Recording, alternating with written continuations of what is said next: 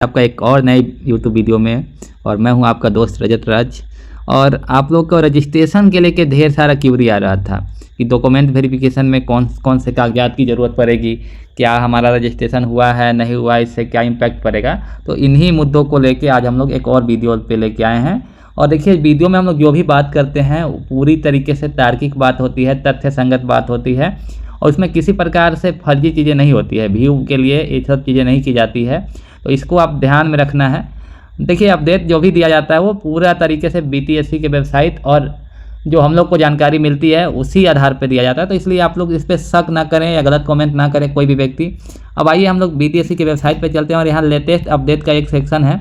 तो यहाँ से हम लोग जो है लेटेस्ट अपडेट पे क्लिक करते हैं, और जैसे ही यहाँ पे हम क्लिक करते हैं तो यहाँ पे हम लोगों को सीधा ऑप्शन मिलता है एप्लीकेशन हुआ है, वो हम लोग को देखना है। तो हम लोग इस लेटर पे डाउनलोड पे क्लिक करते हैं और यहाँ पे हमको नीचे ये नोटिस मिल जाता है। यह नोटिस कीट संग्रहकर्ता के डॉक्यूमेंट वेरिफिकेशन के लिए दिया गया था। अब इसमें देखिए कि कौन कौन से कागजात की ज़रूरत पड़ेगी।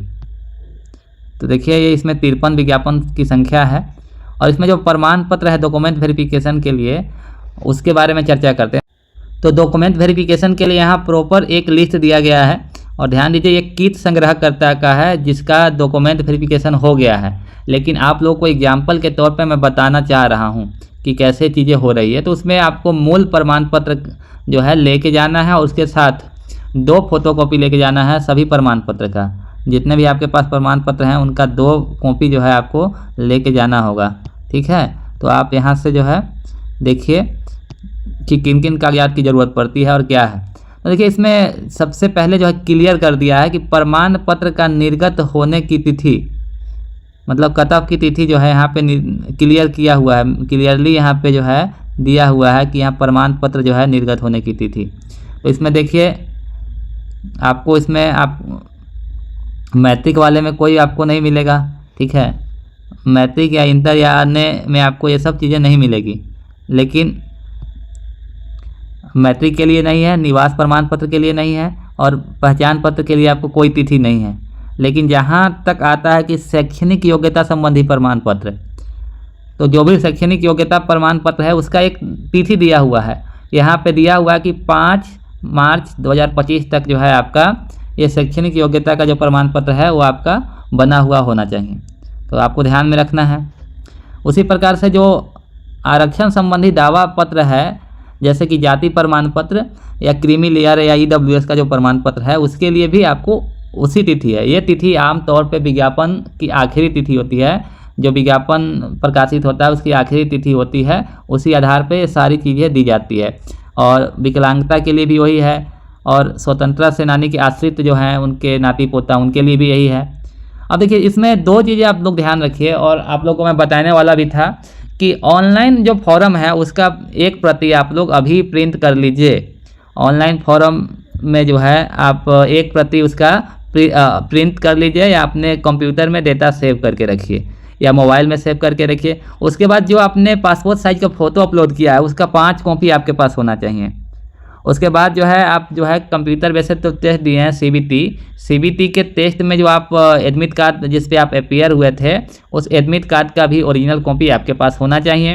उसके बाद कंप्यूटर वैसे जो आपका हुआ था टेस्ट, उसके बाद जो स्कोर कार्ड आया था आपका, जो कि बीटीएससी के वेबसाइट पे अभी अवेलेबल है, वो 2 महीना तक अवेलेबल रहता है। तो इसी बीच आप लोग अपना स्कोर कार्ड भी डाउनलोड करके उसको सेव करके रखेंगे। तो ये सभी चीज़ें आपको सेव करके रखनी होगी। देखिए, अब ये यहाँ चीज़ें क्या है कि यहाँ पे जो है कोई प्रोफेशनल कोर्स नहीं है, तो यहाँ पे कोई रजिस्ट्रेशन का चर्चा ही नहीं है इसमें।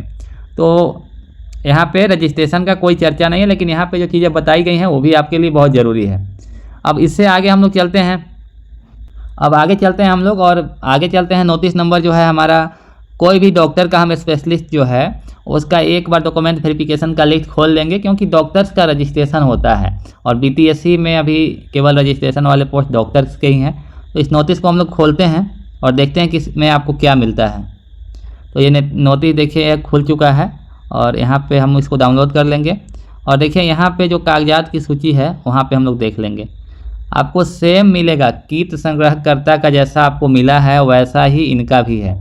मैट्रिक प्रमाण पत्र के लिए कोई कट-ऑफ की तिथि नहीं है, निवास प्रमाण पत्र के लिए कोई कट-ऑफ नहीं है, फोटोयुक्त पहचान पत्र के लिए कोई कट-ऑफ नहीं है। लेकिन जैसे शैक्षणिक योग्यता का बारी आता है, इंटर्नशिप का बारी आता है, एक्सपीरियंस का बारी आता है, रजिस्ट्रेशन का बारी आता है, तो इन सब चीज़ों के लिए जो है आपको क्लियरली मेंशन किया गया है। मतलब एक तिथि निर्धारित है कि इतने तारीख तक आपको जो है यहाँ पे अपना रजिस्ट्रेशन होना चाहिए। ठीक है, यहाँ पे क्लियरली मेंशन किया हुआ है, रजिस्ट्रेशन के लिए यहाँ पे क्लियरली मेंशन किया हुआ है। तो आप लोग देखिए ये चीज़ें हैं कि क्लियरली यहाँ पे मेंशन किया हुआ है कि आपको जो है मेडिकल काउंसिल से निबंधन होना चाहिए। तो आप लोग को ये ध्यान देना है। वहीं जो है हम लोग आगे बढ़ते हैं। तो यहाँ जो आरक्षण संबंधी दावा है उसके लिए भी एक तिथि का निर्धारण है, कार्य अनुभव के लिए भी है और बाकी सब चीज़ों के लिए है, दिव्यांगता के लिए है।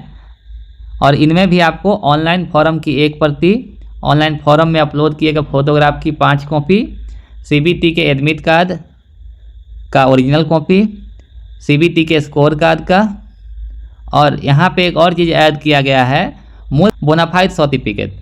मतलब अगर आप किसी को हायर क्वालिफिकेशन ले रहे हैं, कहीं से अगर आपको हायर क्वालिफिकेशन ले रहे हैं तो आपको उस संस्थान में आपका ओरिजिनल कागजात जमा है तो आप वहाँ से अपना जो है सहमति पत्र या बोनाफाइड सर्टिफिकेट बनवा सकते हैं। तो ये चीज़ें हैं। तो यहाँ पे क्लियर हो गया।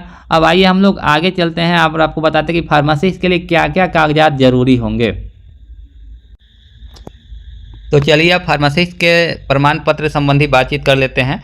तो फार्मासिस्ट का जो विज्ञापन संख्या है वो 22/2025 है और इसके लिए 11 मार्च 2025 से 8 अप्रैल तक जो है आवेदन के लिए पोर्टल खोला गया था। दोबारा से जो इसको 13 से 16 अप्रैल तक इसको किया गया था। प्रमाण पत्र निर्गत होने की जो तिथि है वो 8 अप्रैल 2025 तक ही जो विभाग द्वारा कहा गया है, अभी जो सूचना मिली है उसके अनुसार से इसको माना जा रहा है।